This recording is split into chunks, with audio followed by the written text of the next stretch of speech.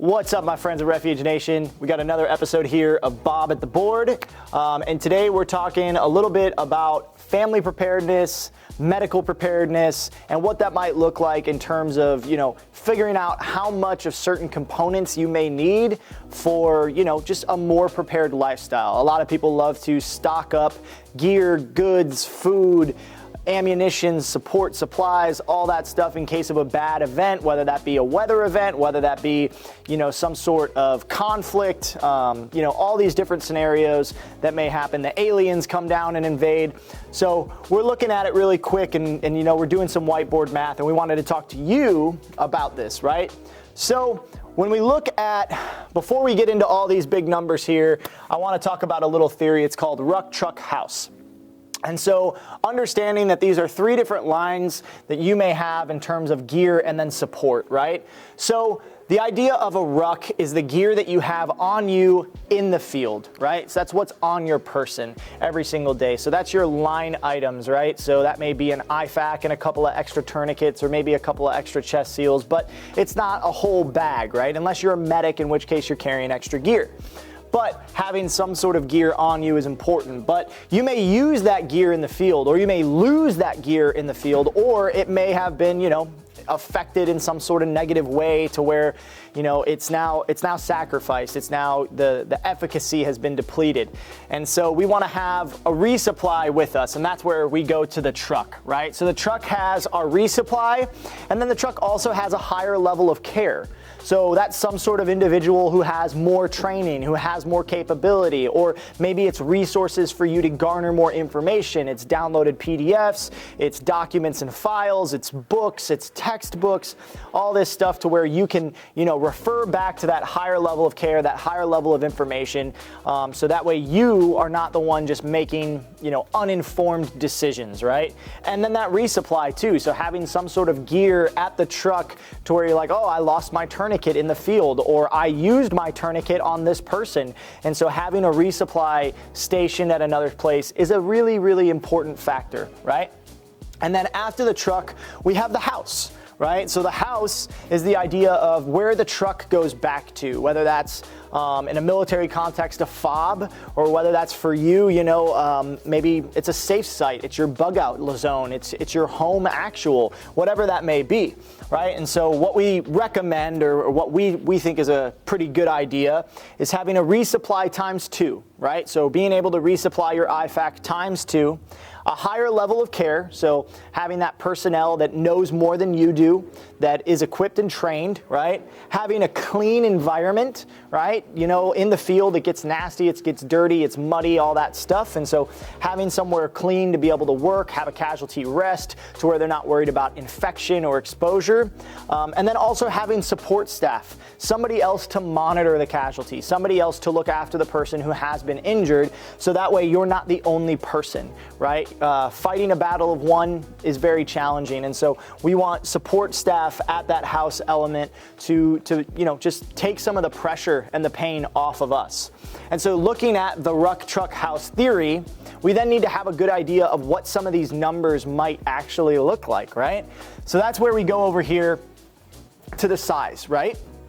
And so coming off the size, we have a couple of different, avenues, if you would, different team sizes. So we have the lone wolf idea. This is the guy who's a man of one or a team of one, and kind of what they may need in terms to support the ruck, truck, house theory.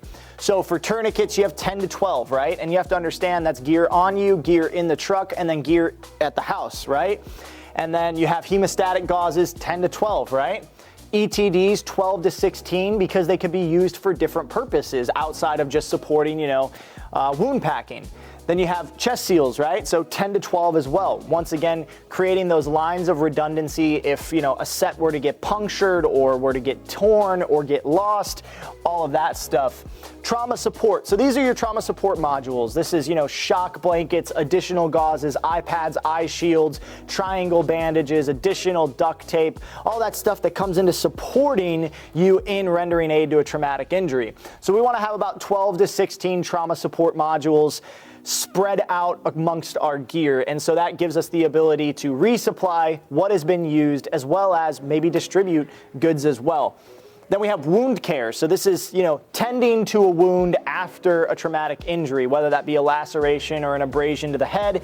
We want to be able to redress, clean, sanitize, all this stuff that's involved in maintaining proper clean wound care. And so we're looking for a 30-day supply, right, for one person.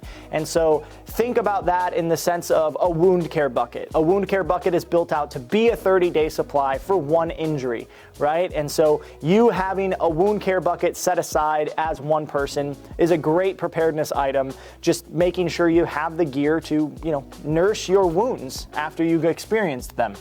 And then with that, we have over-the-counters and medications, right? And we also recommend a 30-day supply. So this is, any of your over-the-counter meds, whether that's Tylenol, ibuprofen, or whether you work with Refuge Medical and you get some, antibiotics and some steroids, stuff that's going to help you fight off any infections, stuff that's going to manage pain and mitigate those symptoms, stuff that really just helps you in your process of healing. We want to make sure we have over-the-counter goods and then also medications, right? And then working off of that, we're going to see that it exponentially grows. So we have a man plus one, right? And so now we're talking 16 to 20, right? Depending on what you're doing, what your capability is, and what the capacity of your operation may be.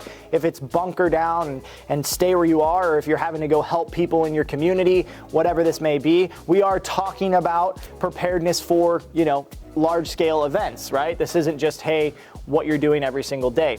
So you have 16 to 20 tourniquets, 16 to 20 hemostatic gauzes, 20 to 24 emergency trauma dressings, 16 to 20 chest seals, 20 to 24 trauma support modules, a 60-day supply of wound care, right? So 2 30-day supplies, and then a 75-day supply of over-the-counter goods and medications. Now, the reason that the exponent is a little bit different on the over-the-counters and then the medications is because once one person suffers an injury and another person is tending to them, the stress and the inoculation of pressure inside of that incident usually causes that person to suffer some sort of decline in their immune system.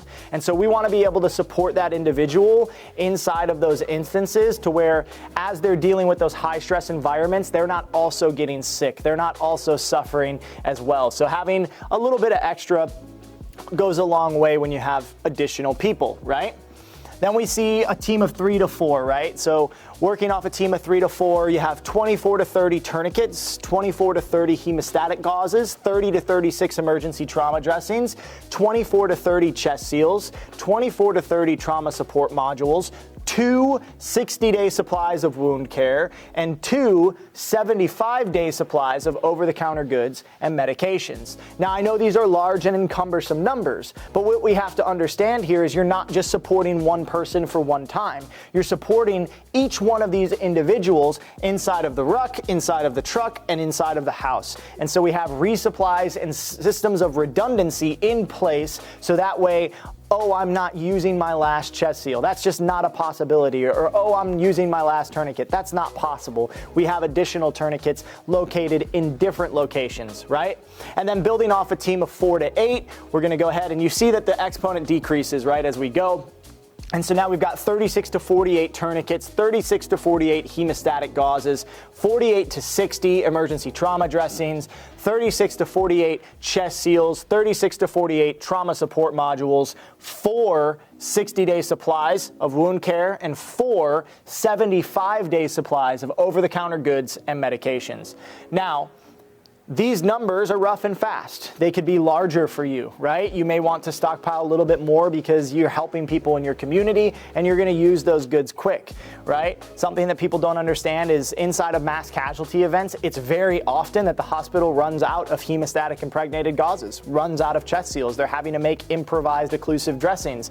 And a lot of times the ambulances, the support staff in your county, whatever it may be, they don't have this much on them. And so you having that gear on you then makes you self-resilient, self-reliant, and you're not dependent on systems that may be overloaded, that may be overburdened, and you're rather capable and able to render aid and maintain care for yourself and the people you love, right? Because that's what we're talking about here, is maintaining some sort of essence of normalcy for the people that you care about. And so these are quick, hard, fast numbers as to what you could be looking at as goals to set as your family, right? So if you have 4 people inside of your mutual assistance group, or you have four people in your friend group and you guys are trying to get more prepared for the times ahead, go ahead and take a look and go, well, let's shoot for 36 tourniquets, right? Right now we have 12. Right? So we know we have to add 24. You guys could want to build to 48. That's absolutely great, right? But let's shoot for 36. Let's start there and try to meet that goal. And then off of that, continuing to build, continuing to build, continuing to build. Because remember, guys, we've talked about this in our previous video in the EDC. What is our most important components right now in terms of, responding to a traumatic injury? It's massive bleeding, right? So we need to have tourniquets, we need to have hemostatic gauze, we need to have ETDs. It's very, very important. And then off of that comes your trauma support modules and maybe your shears or your seals or your over-the-counter goods or your medications and all that stuff, right? But maintaining that, systems of redundancy for ruck, truck, house, for you, your team, the people that you do life with is very, very important. So this is a quick look as to what it may take to get more prepared medically in terms of your IFACs, in terms of your medical response and your preparedness for over-the-counter, for holistic medicine, all that stuff. This is a quick little video, a snapshot photo as some goals you can be setting. So what I want to know from you in the comments is, what are you doing right now to get more prepared? What are you grabbing? What skills are you working on? How are you focusing your training? How are you talking to your team? Are you guys putting your eggs all in one basket? Are you locating them in different spots? What's the tactics? And don't share it all in the comments below because, OPSEC is a thing. But rather, give us some feedback so that way we can know how to better work with y'all to bring more information from subject matter experts. Thanks so much for tuning in. I hope that this helps. If it did help, feel free to let us know in the comment below. And we love you guys. And remember, carry an effing tourniquet.